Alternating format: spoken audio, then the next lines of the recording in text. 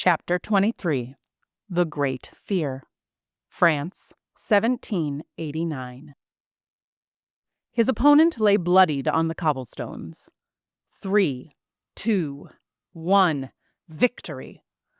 The duel had been intense, and the men of the King's Dragoons had certainly put forth an admirable fight. But no one could best Thomas in single combat. "Run, you pansies!" Guillaume cheered at the scampering remnants of the king's men, who hauled their comrade away in defeat. "Holy hell, Dumas! How are you still standing?" Thomas flashed a breathless grin. "I think when he smashed that mirror on my head, some of the glass got stuck." He was feeling a little dizzy. Etienne appeared from the tavern, squinting. "It's too bloody dark to see properly. Someone fetch me a candle." He hooked an arm around Thomas and guided him inside. "Sit here. I'll try to get the glass out. Could I get a napkin?" There was a well-known rivalry between the Queen's Dragoons and the King's, yet they rarely found themselves in the same town, not unless there was war afoot. And in times of real hostility, there was no leisure for egotistical bouts of bravado. But tonight, both of their Majesties' dragoons were in Laon, and there was no doubt that duels would ensue in the alley behind the local tavern. Their pride was on the line. The king's men put forth a strong opponent. Thomas had rarely seen a light-skinned man so tall or muscular. The rules were simple. Hand to hand, no swords or guns, only weapons they could find in the heat of it all. And most importantly, no fatalities. That would get them all discharged. The Queen's Dragoon, unsurprisingly, put forth Thomas. He had proven himself in training to be the fiercest fighter of the regiment. But ceaseless days of training and marching were extraordinarily dull, and the opportunity for midnight fisticuffs in an alley was exactly what Thomas needed. "Can you stop squirming?" Etienne scolded. He was older than Thomas, about the same age as the Chevalier. "You are digging into my skull," Thomas shot back. "There is a piece I can't get. I feel it, but it's really in there." Thomas reached up. He felt what Etienne was referring to. There was a small shard of glass, about the size of a grain of wheat, just under his brow. He tried to pull it out, but his friend was right. That shard wasn't leaving without a doctor, and the military physician wasn't one to look kindly on drunken duels. "Just leave it," Thomas said. "You sure?" Etienne asked, surprised. "There are bigger things to worry about right now." "Like the fact that France is actually about to be at war?" Guillaume interrupted nervously. It was true. The upper classes and the lower classes were finding themselves increasingly at odds, and anyone with eyes could see that the peasants were on the brink of taking up arms. With each passing day, whispers of frustration and impatience grew, sweeping through the cobbled streets. Then David took on Goliath. King Louis had called a meeting of the Estates Générales to get permission to raise taxes. Harvests had been inadequate for the past several seasons, which had led to poverty and frustration towards the crown. However, despite the hardship faced by the people, the king and his wife had continued to throw lavish parties, practically laughing in the face of the people's suffering. When the tax was approved, the peasants learned that only they would be responsible to pay it, not those who actually had the money to afford it. So the Third Estate revolted. They walked out of Versailles in protest, and the king locked the door behind them. In other times, that would have been the end of it. But the peasants refused to yield. Now that they were locked out of the palace, they found an open tennis court. There, a young priest named Father Grégoire hopped up on a podium and led the room to swear an oath together. The tennis court oath. They vowed to continue meeting until a new constitution was drafted for France, with a government created of, by, and for the people. Though the town of Laon was a considerable distance from Paris, the tension was still palpable in the northern reaches. It was the first time in his life that Thomas was genuinely grateful to be separated from his noble birth. In the Queen's Dragoons, he was simply Private Dumas. His respect among the dragoons had been earned by skill and steel, not by his birth. From his lowly rank, Thomas watched his anxious noble superiors become engulfed in agitated fury as news from Paris became increasingly stark. The arrests had already begun in the city. The local military leaders didn't seem to trust anyone. The dragoons' officers were all members of the aristocracy, but most of the lower-ranking men had a far simpler birth. To say there were issues of trust would be an understatement, even amongst their own ranks. Guillaume handed Thomas a tankard of ale. "To Dumas," he shouted as he clinked his glass against Thomas'. "To Dumas," a chorus responded. "And the Queen's Dragoons always knew we were better," Guillaume practically sang. The tavern laughed. "To the Queen!" a soldier in the corner shouted. But this time, no one joined in to echo. The soldiers looked around awkwardly. "I will serve Her Majesty with the sword, but she won't get a toast from my lips." "Not anymore," Etienne muttered as he sipped his wine. "Don't be such a sour sport, Etienne," Guillaume prodded. "I don't think you truly understand what is happening. It isn't your fault. You, Thomas, you are practically children. You have no concept of the responsibilities of marriage or fatherhood. You don't appreciate the poverty that woman and her kind have wrought." "Looks like Etienne is in one of his moods," Guillaume joked. "Let's find a better table while we wait for his liquor to kick in and make him palatable for our company once more." He pulled Thomas away from the bar and towards a table of soldiers. But the revolutionary talks did not cease with the change of location. They only became more boisterous. Thomas had realized recently that a fancy education was not a prerequisite for scintillating political debate. Actually, some of the most scholarly discussion Thomas had ever witnessed happened in taverns. You just had to look past the drunken jokes about His Majesty's anatomy. But the crux of the conversations were deep, intellectual, and personal. The situation in France was terrible, and the frustration was justified. In many ways, Thomas had not realized until he joined the dragoons what France was truly experiencing. His father had shielded him from the poverty of the world. Antoine, God rest his soul, had handled all the financial matters, including taxes. Thomas had simply lived and enjoyed his comforts, oblivious to the hardships endured by those around him. Until recently, he had been the son of a marquis. Yet Thomas had always felt discontent with the way he experienced the world. However, his qualms were solely based on the oppression he suffered due to his skin. Although those hardships were unjust and his frustrations were valid, he had to admit that, economically, he had always been far more privileged than most.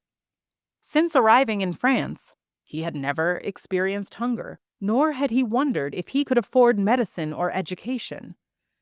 So rather than expose his ignorance or his privilege in a tavern full of people with far more life experience, Thomas Alexandre simply listened.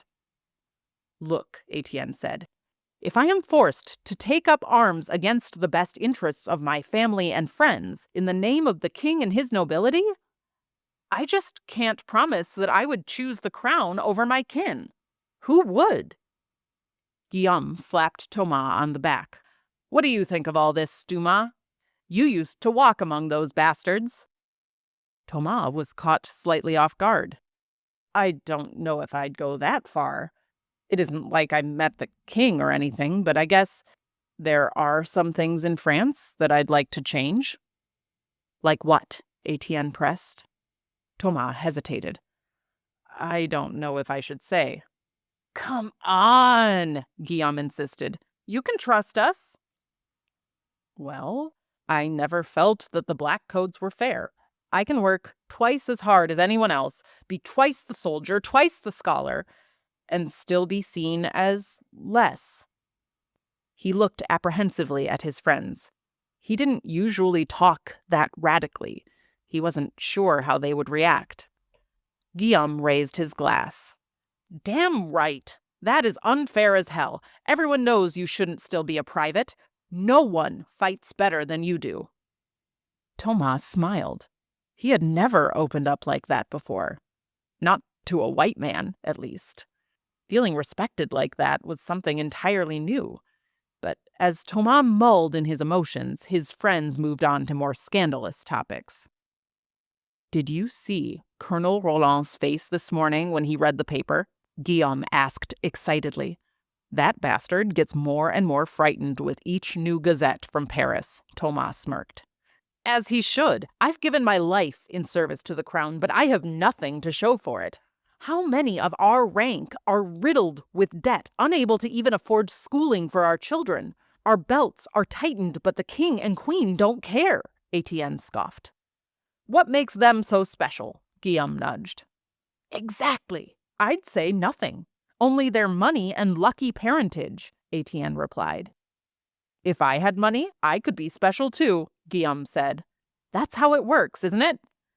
They could give some to us, but they don't. Their majesties are too busy dancing in perfectly rehearsed little circles with silly little violins while they bow and curtsy with their giant powdered wigs." Thomas let out a laugh. "God, I hate those wigs. Do you know how badly they stink? And whenever you get too close to them, you sneeze." The men burst into laughter. "Makes it hard to meet a new lady friend, eh, Dumas?" Guillaume joked. "More than you know." "I propose a toast." Guillaume hopped on the table. "To the Third Estate. May their tennis court topple Versailles and send Louis chasing after their balls." The tavern roared. "Isn't that treason?" Thomas whispered, trying to pull him off the table. "How can it be treason if every man in Laon just raised his glass with me?" Guillaume shot back. He had a point. The trumpet reverie the next morning came so early it was practically offensive. Thomas struggled out of his cot against the fierce bombardment of last night's alcohol, but morning inspection would not wait for their hangovers to clear, so Thomas pulled himself upright to get in line. The beautiful lights of dawn that transformed the city into a brilliant painting of pink and orange felt irritating as Thomas and his comrades assembled in disciplined rows for the morning roll call, their heads pounding so ferociously that they could almost hear the pulsations. At the piercing sound of the trumpet, Colonel Roland strode onto the parade ground, and a hushed silence fell over the ranks. "We have new orders." His voice was deep and his eyes were stern. "We are due by the morrow in Vieille-Cotterêts. There is great unrest in the town. The newspapers are calling it the Great Fear. We have been tasked with keeping order. I know this is unexpected news, so I won't keep you long. We begin our march in 4 hours' time. Ready yourselves." Then he turned on his heels and left them at ease. When Thomas had laid down to sleep only a few hours before, revolution had seemed like a drunken fairy tale. But now, this felt extremely real. He pictured the French map in his head. He could even envision the dot where Vieille-Cotterêts stood. It was a small town. He didn't think it was incredibly far from Laon, probably a half-day's ride southwest. He didn't have much to pack, so he decided to lie back down to regain some of the sleep he had lost last night. But despite his pounding headache, he found himself far too anxious to rest. So after he stuffed his things into his trunk and saddlebag, he sat down to write a letter to his mother. He wasn't sure if Vieille-Cotterêts would have a readily accessible postal service with the capacity to get letters across the Atlantic. At noon on the dot, they began their march. Thomas was less than thrilled with the horse he was assigned. She was an older mare, far less agile than the horses given to his comrades, but at least he wasn't on foot. The road to his new station was worn and weather-beaten as it wound through the French countryside. As they passed through the small villages on their way, Thomas was finally truly able to see the poverty that Etienne was griping about in the tavern. In the towns, the streets were unkempt and littered with debris and refuse. The villagers all seemed weary and sunken-eyed, as if they had resigned to the hopelessness of their situation. The houses and buildings were dilapidated, and their crumbling facades bore subtle witness to the hardships faced by the citizenry. All of this isn't to say that the ride was devoid of beauty. However, the perfectly manicured estates and chateaux were far more likely to belong to the local nobility. It was hardly a wonder that the poor held such resentment. The dichotomy of circumstance was horrifyingly apparent. There was no question that the paradise of the rich was made out of the hell of the poor. If Villers-Cotterêts was anything like the road they traveled, where the wealth and opulence of the aristocrats lorded arrogantly over the squalor and deprivation of the common folk, Thomas could see how this would become a perfect corner of France to raise revolution. They stopped in the small town of Chauny for a quick reprieve. Thomas walked his horse over to the creek for water. He nodded politely at an old man sitting on a stump fishing. He was minding his business, not particularly eager for conversation, but the old man had noticed his uniform. "Do you fight for king or for country?" the old man croaked. "Excuse me?" "You heard me.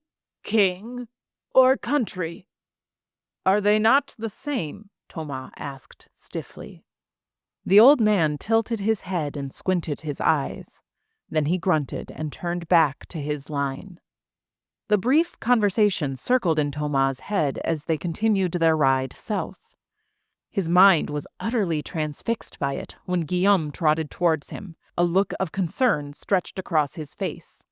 The soldier looked around the forested road. "Did you hear that?" "Hear what?" Thomas asked. "The owl," Guillaume replied. "In the daytime?" Thomas asked. "Exactly. It's an omen. A harbinger."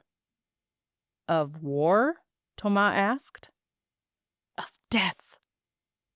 Thomas hadn't heard an owl, but he had, admittedly, been lost in his own thoughts. What if an omen is exactly what this country needs? Guillaume looked at him perplexed. "I prefer logic to superstition," Thomas said resolutely. "Aren't you a Catholic?" Guillaume shot back. "What does that have to do with anything?" "Half of what we believe is superstition." Thomas shrugged. "Do you believe God truly gives the king his power?" "That's what they've always told us." "So if the people were to rise against the king, like they started in Paris, which side do you expect God would choose? Logic would say the king's." "The king could be a liar, I suppose," Guillaume mused. "About what?" "About being chosen by God. Maybe he's just the luckiest bastard in France, simply for his bloodline." Thomas found his heart was beating in rhythm with his trotting steed. "Well, if your owl was foreshadowing death, I don't think it will be met without a fight." Colonel Roland barked orders to move into a steady trot, and Thomas was left again with his thoughts. Finally, the town of Villers-Cotterêts came into view. Almost immediately, two large buildings caught his eye, even from a distance. One was a beautiful Renaissance-style castle with an imposing structure of towers, turrets, and expansive grounds. The other was the lovely old church of Saint-Nicolas, with its huge bell tower that stood protectively over the town. The old medieval gates opened as they approached and the troops filed inside. Villers-Cotterêts had a quaint charm, with history and tradition lining every brick. Just off the central market square at the heart of it all stood the Hôtel de l'Écu. Unlike Laon, which had cramped and uncomfortable barracks for the soldiers, Villers-Cotterêts had no standing military offices. As a result, they were to be lodged in the inn. Conveniently, the innkeeper who owned the hôtel, Claude Labouret, happened to head the local National Guard. The soldiers were thrilled to hear their lodgings would be so comfortable, even if they did have to sleep 3 to a room. There was a tavern on the main floor with a set of wooden steps leading up to the rooms above. Thomas lugged his belongings in and was ready to begin hauling them upstairs when his eyes caught sight of a beautiful young woman standing nearby in a dark blue dress with a white apron. He had seen many beautiful women, but this living goddess would have put Helen of Troy to shame. She saw that he was looking at her. Thomas quickly tried to avert his gaze, but she would have none of his bashfulness. With a warm smile, she strode directly up to him, walking past several other soldiers on her path. "Good evening," she said energetically. Her eyes were alight with a curiosity and innocence that could only be found in women who had never left their little towns. Thomas nodded awkwardly, unsure of what to say. He probably could have just said, "Good evening," back, but that sounded so simple and unsophisticated. This was already going poorly. "You must be one of the new arrivals. I'm Marie-Louise. My father owns the inn." "Don't make a fool of yourself," he thought. "Thomas Alexandre." He extended his hand. "It's a pleasure to meet you, Marie-Louise. I've just been assigned here with the dragoons."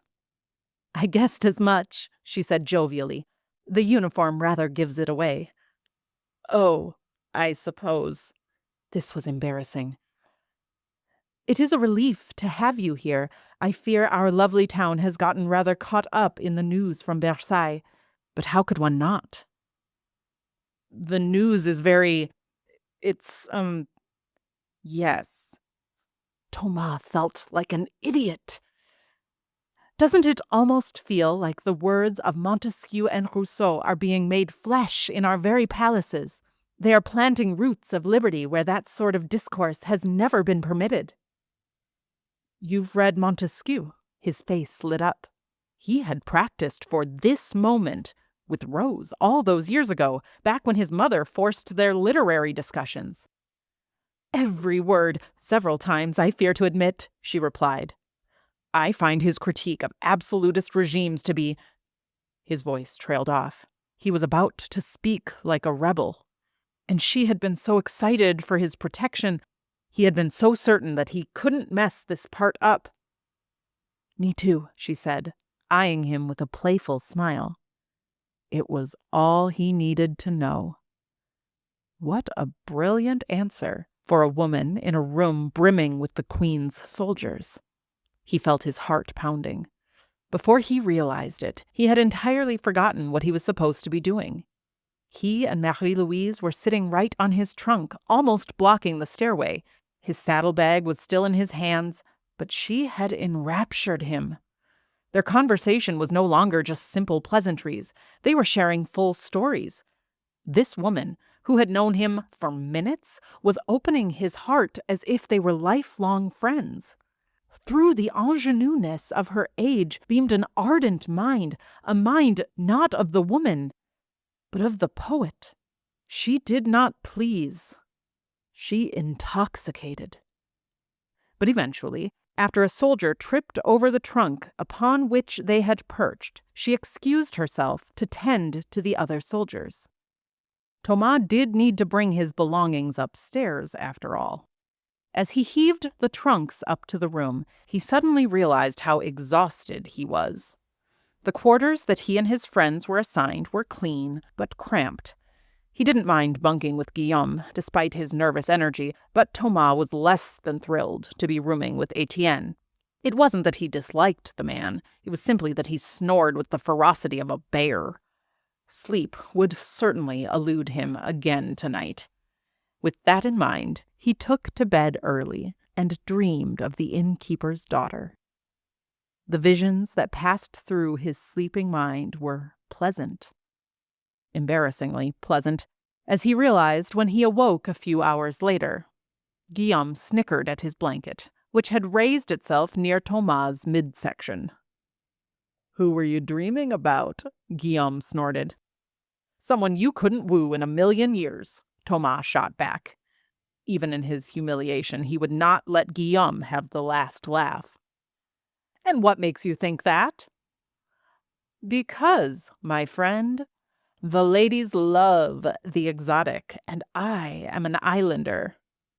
Plus, You only wish your tent could pitch that high. That I do, lucky bastard, Guillaume sighed. I was exhausted. How long was I out for? Thomas asked. A couple hours. Did they say anything about dinner? Thomas asked. If we aren't in the barracks, where do we eat? From what I understand, we just eat in the tavern under the inn, Guillaume said. Fantastic, Thomas replied. I'm starving. Then you best go down before they close the kitchen. It is getting late, Guillaume answered. I ate earlier. The pot au feu was quite good, though I think anything is delicious compared to what they served in the barracks. Pot au feu? That sounds fantastic. Thomas quickly pulled on his boots. His stomach led the way down the stairs to the tavern. He was truly starving. But more than all of that, he hoped desperately to speak with Marie-Louise again.